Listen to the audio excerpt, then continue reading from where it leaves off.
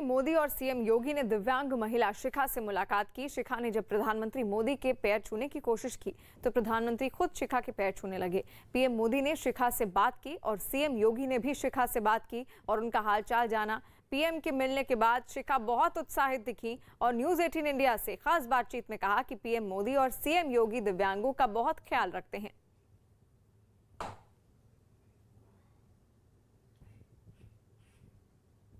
कैसी है? आपके लिए मैंने व्यवस्था कर दी है, आप खुश है ना? मैंने कहा सर मैं बहुत खुश हूँ। योगी जी से भी मैं मिली, उनसे भी मैं बहुत बहुत खुश हूँ मिलके, और यहाँ पर आके बहुत अच्छा लगा और दिव्यांग जनों के लिए उन्होंने बहुत कुछ किया है। अच्छा, जरा फोटो दिखाइए एक बार। ये बात क्या हो रही थी आपकी प्रधानमंत्री जी? मैं उनका पैर छू रही थी तो वो मेरा पैर छू के मुझे सम्मानित किए हैं। मुझे इतनी खुशी हुई कि मैं सोच भी नहीं सकती हूँ कि वो दिव्यांग को इतना सपोर्ट करते हैं। मोदी जी ही है जो दिव्यांगों को इतना सपोर्ट किए, वरना कोई नहीं करता। काशी विश्वनाथ कॉरिडोर के उद्घाटन के बाद अयोध्या के लोगों को अब अपने मंदिर के उद्घाटन का इंतजार है। वहां काशी विश्वनाथ कॉरिडोर के उद्घाटन का लोगों ने जश्न मनाया और सड़कों पर भगवा झंडे लेकर निकल पड़े।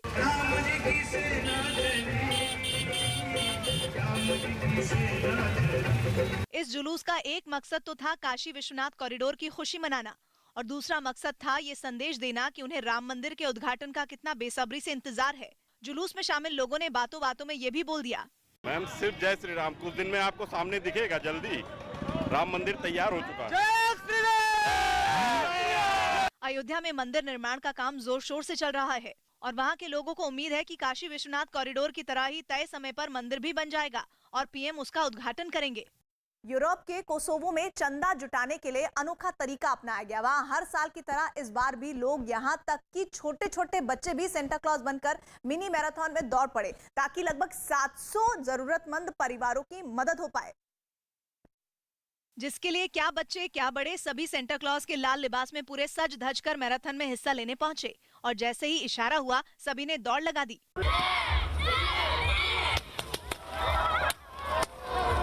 बच्चों का जोश तो ऐसा था कि जिस कड़ाके की ठंड में हाथ पैर जम जाते हैं उसमें भी दौड़ने के लिए वो पूरी जान लगाए नजर आए। वहीं कुछ लोग खुद तो मैराथन में भागते नजर आए ही, वो अपने नन्हे बच्चों को भी बग्गी में लेकर पहुंचे दिखे। बताया गया कि नाटो से जुड़ी एक शांति सेना ने मैराथन कराने वाली संस्था को पैसा दान किया। वहीं जिन्होंने मैराथन में हिस्सा लिया उन्होंने सेंटा क्लॉज की कॉस्ट्यूम खरीदकर मुश्किल में गुजारा कर रहे परिवारों की मदद की। हरियाणा के अंबाला में एक कपड़े की दुकान में भीषण आग लग गई। दुकान में रखे लाखों के कपड़े और जूते जलकर खाक हो गए। मौके पर फायर ब्रिगेड की 2 गाड़ियां भी पहुंची, लेकिन कड़ी मशक्कत के बाद आग पर काबू पाया जा सका। फिलहाल आग लगने के कारणों का पता नहीं चल पाया है, लेकिन आशंका जताई जा रही है कि आग शॉर्ट सर्किट की वजह से लगी।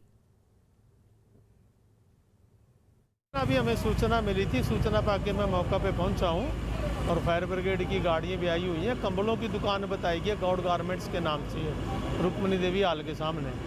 जहां तक अंदाज़ा है कि शॉर्ट सर्किट की वजह से में आग लगी है, बाकी अभी स्पष्ट नहीं है ये कारण।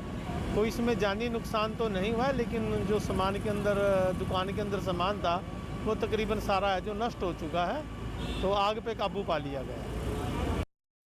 दावा किया गया कि मनी लॉन्ड्रिंग केस में दाखिल की गई ईडी की चार्जशीट में जैकलीन और नोरा फतेही ने सुकेश चंद्रशेखर से करोड़ों रुपए के तोहफे लेने की बात कबूल की है। खबर है कि ईडी की चार्जशीट में कहा गया है कि फिल्म अभिनेत्री जैकलीन ने माना कि उन्होंने सुकेश चंद्रशेखर से करोड़ों के तोहफे लिए हैं। यही नहीं, दावा किया गया कि उन्होंने ये बात भी कबूल की कि सुकेश ने जैकलीन को बड़ी रकम लोन में दी थी। इसके अलावा उसने जैकलीन के जीजा के अकाउंट में 15 लाख रुपए ट्रांसफर किए थे और तोहफे में उन्हें एक विदेशी घोड़ा, डिजाइनर बैग और डायमंड रिंग जैसे करोड़ों के तोहफे दिए थे। खबर है कि ईडी की चार्जशीट में जैकलीन के अलावा नोरा के भी गिफ्ट लेने की बात कबूल करने की बात कही गई है। दावा किया गया है कि नोरा ने माना कि सुकेश ने उन्हें 64 लाख की BMW कार दी थी। सुपरसोनिक मिसाइल का टेस्ट कामयाब रहा। ओडिशा के बालासोर से लंबी दूरी की सुपरसोनिक मिसाइल का सफल टेस्ट किया गया। इस मिसाइल को DRDO ने नौसेना के लिए तैयार किया है। दिल्ली के विकासपुरी इलाके में कार ने 2 लोगों को टक्कर मार दी, जिसमें एक आदमी की मौत हो गई।